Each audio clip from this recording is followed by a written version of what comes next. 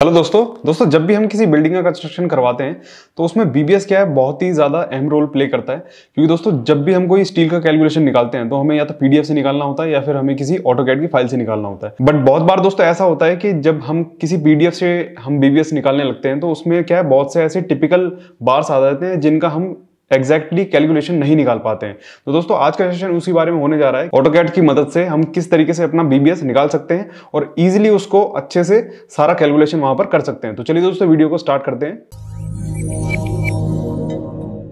देखिए दोस्तों आप लोगों को यहाँ पर G+5 की एक मल्टी स्टोरी बिल्डिंग के यहाँ पर आपको प्लान मिल जाएगा। देखिए जहाँ तक हो सकता है हम वहाँ तक बीबीएस तो निकाल देते हैं, बट ऐसे कुछ टॉपिक्स आते हैं जहाँ पर हम बीबीएस नहीं निकाल पाते हैं। जैसे कि मैं बात करूँ तो यहाँ पर स्टेयर केस की। अब जैसे कि यहाँ पर एक स्टेयर केस की ड्राइंग मेरे पास यहाँ पर है। देखिए ये जो ड्राइंग है इसमें क्या है बार्स तो दिए गए हैं, बट जो बार्स का कैलकुलेशन है वो किस तरीके से किया जाएगा और बहुत सी चीज़ें क्या है ना इसमें छूटी भी हुई है, मतलब इसमें नहीं दी हुई है। तो हम इसको किस तरीके से निकाल सकते हैं। जैसे कि मैं इस वाले सेक्शन की बात करूं, जैसे कि ये सारी हमें क्या है बार्स दी हुई है, ये आप सामने देख भी सकते हैं। जैसे ये बार्स मुझे दी हुई है, जैसे डॉट डॉट में यहाँ पर दिख रही है, या फिर आप इस वाले बार की बात करें जो हमारा वेस्ट स्लैब में जो बार लगाई जाती है जो इंक्लाइंड है। अब इसका किस तरीके से कैलकुलेशन निकालेंगे। और बहुत से लोग ये भी सोच रहे होंगे कि हम इसका पाइथागोरस करके इसका निकाल सकते हैं, इस बार की लेंथ निकाल सकते हैं। बट पाइथागोरस किस तरीके से करेंगे और क्या उसमें एक्यूरेसी आ पाएगी कि नहीं आ पाएगी, तो उसको हमें क्या करना है एकदम एक्यूरेट अगर निकालना है तो हम किसकी मदद लेंगे, ऑटोकैड की। अब दोस्तों ऑटोकैड को किस तरीके से यहाँ पर यूज किया जाएगा, जैसे कि मैं यहाँ पर आपको एक ऑटोकैड की फाइल यहाँ पर मर्ज करके दिखा देता हूँ। जैसे कि मुझे करना क्या है, सिंपल हमें ऑटोकैड यहाँ पर खोलना है और यहाँ पर आप लोगों ने देखा होगा, देखिए यहाँ पर आप लोग होम टैब पे जाएंगे तो यहाँ पर आप लोगों को होम टैब से जिस लाइन में होम टैब है यहीं पर आप लोगों को एक इंसर्ट का साइन भी दिख रहा होगा। आपको इंसर्ट क्या करना है, पीडीएफ को आपको ऑटोकैड में इंसर्ट करना है। इंसर्ट का ऑप्शन प्रेस करने के बाद आपके पास इस तरीके का यूजर इंटरफेस आएगा। आप लोगों को जो ड्राइंग वहां पर इंसर्ट करनी है उस ड्राइंग को आप यहाँ पर सिलेक्ट कर सकते हैं। ये देखिए यहाँ पर इस तरीके से उसके पेजेस यहाँ पर आप लोगों को दिख जाएंगे। तो पेजेस, जो पेज आप लोगों को ऑटोकैड में कन्वर्ट करना है वो पेज आप यहाँ पर सिलेक्ट कर सकते हैं। जैसे कि मेरा था स्टेयर केस वाला, तो स्टेयर केस को मैं किस तरीके से यहाँ पर मर्ज कर सकता हूँ। देखिए ये आपका 55 नंबर आपका पेज होगा, आप इसको डायरेक्ट ओपन कीजिए और यहाँ पर आप लोगों को दिख रहा होगा कन्वर्टिंग, ये पीडीएफ यहाँ पर कन्वर्ट हो रही है। ये थोड़ा सा टाइम लेता है क्योंकि जो फाइल्स होती हैं वो ज़्यादा हैवी होती है, इस वजह से। ये आप यहाँ पर सामने देख सकते हैं ये फाइल क्या है यहाँ पर कन्वर्ट हो रही है। यहाँ पर ये फाइल यहाँ पर कन्वर्ट हो चुकी है।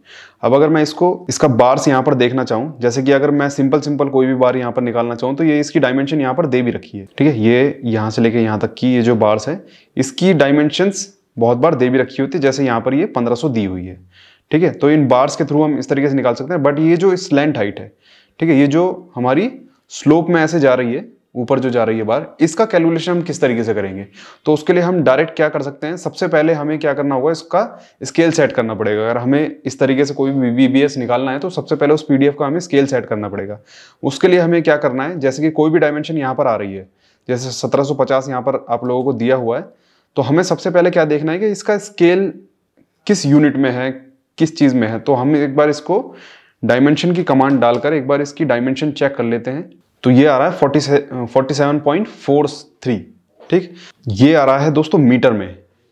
ठीक है, अब ये मीटर में आ रहा है तो ये हमारी जो डायमेंशन है ये तो मीटर में आएगी नहीं, हमें तो ये सब कुछ एमएम में चाहिए। क्योंकि मैंने जो यहाँ पर पहले से ये वाला जो डायमेंशन यहाँ पे नापी हुई है ये 1750 है, और ये वाली जो मैंने दोबारा नापी ये आ रही है 47.43। इस चीज को दोस्तों एक बार नोट कर लेना है 47.43, क्योंकि ये अभी आगे जाके काम में आने वाला है। हमको सिंपल करना क्या है, एक कैलकुलेटर की कमांड लेनी है।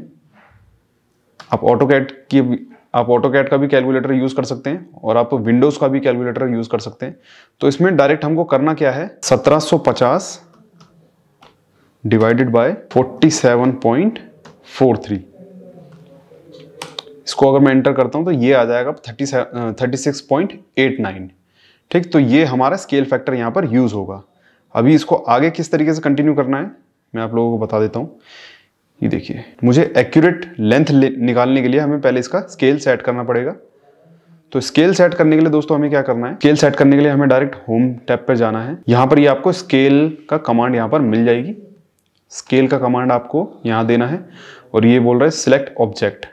ठीक, हमने यहाँ पर ऑब्जेक्ट सिलेक्ट कर लिया और यहाँ से इसका, ये आप सामने देख भी सकते हैं कि ये थोड़ी सी ड्राइंग जो है वो ऊपर नीचे मर्ज हो रही है। ठीक है, तो हमको क्या करना है, 0,0 एंटर, और यहाँ पर जो हमारा स्केल फैक्टर था कौन सा वाला, ये 36.89, 36.89 इसको हम एंटर कर देंगे और डबल एंटर यहाँ पर मारेंगे तो हमारी ड्राइंग यहाँ पर आ जाएगी। ये देखिए, अब हम इसको दोबारा से मेजर करके देखेंगे। अगर दोबारा से मेजर करने पर यही सेम चीज़ आ रही होगी तो हम उसको देख लेंगे। अब ये क्या है, बहुत ही छोटा नज़र आ रहा है, तो इसको मैं क्या करूँगा, सबसे पहले तो देखिए ये बहुत ही छोटा यहाँ पर डायमेंशन आया है, तो इसको मैं क्या करूँगा, डी एंटर, और यहाँ से देखिए वो जो डायमेंशन मैं देख रहा था ना, तो वो बहुत छोटा आ रहा था, तो मैं क्या करूँगा, इसका स्केल चेंज कर दूंगा।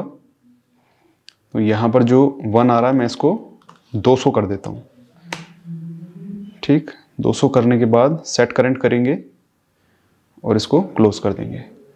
अब अगर मैं इसको थोड़ा सा मूव करके देखता हूँ तो ये क्या क्या जो मैंने गलती से यहाँ पर लिख दिया था उसको मैं यहाँ डिलीट कर देता हूँ। अब जो इसकी डायमेंशन आ रही है वो आ रही है 1749, मतलब कि थोड़ा बहुत ऊपर नीचे यहाँ पर हो गया होगा, इसी वजह से 0.30 का यहाँ पर फर्क आ रहा है। देखिए यहाँ पर थोड़ा बहुत ऊपर नीचे हो गया होगा, लगभग 1750 यहाँ पर एक्यूरेट आ रहा है। ठीक, अब मुझे क्या करना था, वो स्लैंट हाइट निकालनी थी, तो वो किस तरीके से निकाली जाएगी। अब देखिए हमको करना क्या है, इस पॉइंट से लेके जहां से एल घूमा है यहां से लेके यहां तक का हमें मेजर करना है। तो वो किस तरीके से मेजर किया जाएगा, सबसे पहले तो हम देखिए पैरामीट्रिक में जाएंगे, तो हमें क्या है ना, अब एंगल नापना है, मतलब कि ये हाइट जो है वो स्लैंट है ना, तो हमें करना क्या है, सिंपल इस वाले पोर्शन को जहां से ये घूमा है उधर एंटर करेंगे और हमारा जो लास्ट वाला पॉइंट है इसको एंटर करेंगे। तो अब ये जो हमारे पास डिस्टेंस आएगा वो आएगा 3176। ठीक, तो मतलब कि ये वाली जो हमारी लेंथ थी वो कितनी थी, 3176, मतलब 3 मीटर 176 mm। तो ये हमारे पास इसकी लेंथ निकल कर आ गई। तो हमें कोई भी किसी भी तरीके का फॉर्मूला लगा के उसको दर्शाने की जरूरत नहीं है कि यहाँ से इतना गया, यहाँ से इतना गया, ये इतना माइनस, वो उतना माइनस। हमने डायरेक्ट क्या किया है, यहाँ पर हमने एंगल का हमने मेजरमेंट लिया और यहाँ से हमने इस एरिया को फाइंड कर दिया, मतलब कि इस बार को फाइंड कर दिया। ये कितने का था, 3176 का। ठीक, तो ये हमारा एक्यूरेसी यहाँ पर आ गई। ऐसे ही अब आपके पास कोई भी और टिपिकल ड्राइंग आती है, जैसे कि मेरे पास और भी बहुत सारी ड्राइंग्स है, मैंने ऊपर टैब में खोली हुई है। जैसे आपके पास कोई ब्रिज की ड्राइंग आ जाती है, ठीक है, जैसे ये आपका ब्रिज का एक पियर कैप है। ठीक, तो पियर कैप में क्या है ना, आपके पास अलग अलग रिंग लगाई जाती है। तो रिंग भी किस तरीके से लगती है, जो ऊपर से जैसे कि कैंटिलीवर बार्स होते हैं, तो वो क्या है ना ऊपर से थोड़े से उठे हुए होते हैं। तो अगर उसमें रिंग लगानी है, जैसे कि ये यहाँ पर एक रिंग लगी हुई है, ठीक है, तो इसका डायमेंशन किस तरीके से निकालेंगे, क्योंकि ये तो क्या है ना थोड़ा थोड़ा नीचे से स्लैंट हो रखा है। अब इसकी डायमेंशन किस तरीके से निकालेंगे, सेम उसी तरीके से हम स्केल सेट करेंगे और हम डायरेक्ट DI एंटर मार देंगे और दोनों तरफ से हम लोगों को ये पता चल जाएगा कि इसकी हाइट कितनी है। तो ये एक यहाँ से हम करेंगे और ये दूसरा यहाँ से करेंगे। ठीक, तो इसकी जो mm में हमारे पास आई है, ये आई है 1253। इस तरफ में डायमेंशन दूसरी आएगी। अब देखिए यहाँ पर क्या है ना, डायमेंशन दूसरी आएगी, मतलब कि 1253 से कुछ ज्यादा आ जाएगी, क्योंकि ये थोड़ा सा ऊपर को स्लाइंट जा रहा है। ठीक, ये स्लोप में जा रहा है। तो इसकी हाइट किस तरीके से निकालेंगे, दोबारा से हम DIM एंटर मारेंगे और इसका एंड पॉइंट उठाएंगे और यहां से एंड पॉइंट उठाएंगे। तो ये हो गई हमारी 1397 और यहाँ कितनी आ रही थी, 1253। तो दोनों में डिफरेंस आ गया। तो इसी तरीके से आप किसी भी रिंग का वहां पर मेजरमेंट निकाल सकते हैं। ठीक है, चाहे वो स्लैंट में आ रहा हो, चाहे सर्कल आ रहा हो, चाहे किसी भी इसमें आ रहा हो, सिर्फ हमें क्या करना है, अपने स्केल पर फोकस रखना है कि स्केल हमारा कितना जा रहा है। वो मैंने आपको स्टार्टिंग में बता दिया किस तरीके से सेट करना है। और आप किसी भी BBS को इस तरीके से निकाल सकते हैं, चाहे वो किसी भी टिपिकल एंगल में हो, किसी भी स्लोप में हो, तो वो आपका बार वहां पर निकल सकता है। अब बात करते हैं दोस्तों एक और ड्राइंग की। जैसे कि मैंने आपको बताया था कि जो हमारी स्टेयरकेस होती है उसमें क्या है, ज्यादातर कॉम्प्लिकेटेड वाली ड्राइंग्स आती हैं और जितने भी हमारे स्लोप वाले पार्ट होते हैं ना उसमें बहुत ही दिक्कत आती है किसी भी BBS को बनाने में। तो आप यहाँ पर उस चीज को समझ सकते हैं, जैसे कि ये स्टेप बार लगाई हुई है। ठीक है, स्टेप में भी क्या है ना, रीइंफोर्समेंट लगाई गई है।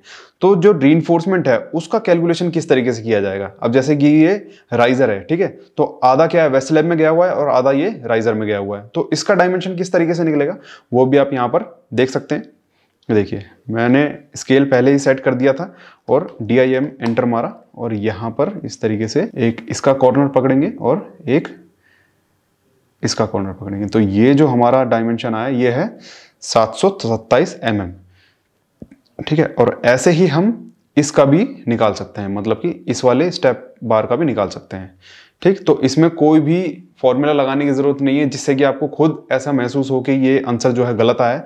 आप डायरेक्ट ऑटोकैड की फाइल इसको कन्वर्ट कर सकते हैं और ऑटोकैड की फाइल को कन्वर्ट करके आप यहाँ पर उसका BBS निकाल सकते हैं। किसी भी चीज का, किसी भी जगह का आप यहाँ पर BBS निकाल सकते हैं। और देखिए दोस्तों, एक ड्राइंग में यहीं पर एक टिपिकल बार और आ जाता है, जैसे कि ये क्या है ना, स्टेप के बीचों बीच से ही टर्न हो रहा है। तो इसको हम किस तरीके से नापेंगे, सेम हम वही डायमेंशन लगाएंगे DIM और यहाँ से हम इसको एंटर मारेंगे और यहाँ से हम इस चीज को ये देख लेंगे। तो ये हमारे पास 1151.023 यहाँ पर आ रहा है। तो इतने का बार हमें, मतलब कि 1151 से हमें यहाँ पर L मोड़ना है, ठीक है। और ये कहाँ तक जा रहा है, ये जा रहा है आपका 600 तक, जैसे कि ये इस ड्राइंग में यहाँ पर आपको दिखाया हुआ है। तो आप इसी तरीके से दोस्तों किसी भी ड्राइंग का BBS यहाँ पर निकाल सकते हैं। आपको स्केल सेट करना आ ही गया होगा, अगर नहीं आया तो आप दोबारा से इसको रिवाइंड करके देख लीजिएगा। और बहुत ही सिंपल टेक्निक है, आप किसी भी ड्राइंग को, PDF को इसमें मर्ज कर सकते हैं। बस इस बात का ध्यान रखिएगा कि जो भी PDF आपके पास आई है वो ऑटोकैड में से ही कन्वर्ट करके आई हो। ऐसा ना हो कि कोई स्कैन कॉपी आपके पास PDF में आई हो, तो स्कैन कॉपी दोस्तों इसमें यहाँ पर मर्ज नहीं हो पाएगी, क्योंकि जब भी हम कोई ऑटोकैड से PDF में कन्वर्ट करते हैं तो उसकी बहुत सारी चीजें लिंक होती हैं, इसीलिए वो डायरेक्ट बाद में जाके ऑटोकैड में खुल जाती है। बट अगर आपके पास कोई स्कैन कॉपी है PDF में तो वो ऑटोकैड में नहीं खुल पाएगी। तो अगर आप भी किसी RCC मेंबर का BBS निकालने वाले हैं तो आप या तो PDF मांगिए या फिर उससे ऑटोकैड की ड्राइंग मांगिए, जिससे कि BBS निकालना और भी ज्यादा आसान हो जाए। सो आई होप दोस्तों आप लोगों को समझ में आ गया होगा कि किस तरीके से हम आसानी से BBS निकाल सकते हैं किसी भी ड्राइंग से, किसी भी RCC मेंबर का, किसी भी प्लांट का, किसी भी आपका स्ट्रक्चर ड्राइंग का। तो चलिए दोस्तों वीडियो को यहीं पर एंड करते हैं। आई होप आप लोगों को वीडियो बहुत अच्छी लगी होगी, तो ज्यादा से ज्यादा लाइक कीजिए, ज्यादा से ज्यादा शेयर कीजिए और हमारे रीइंफोर्स के चैनल को सब्सक्राइब कीजिए। Thank you so much.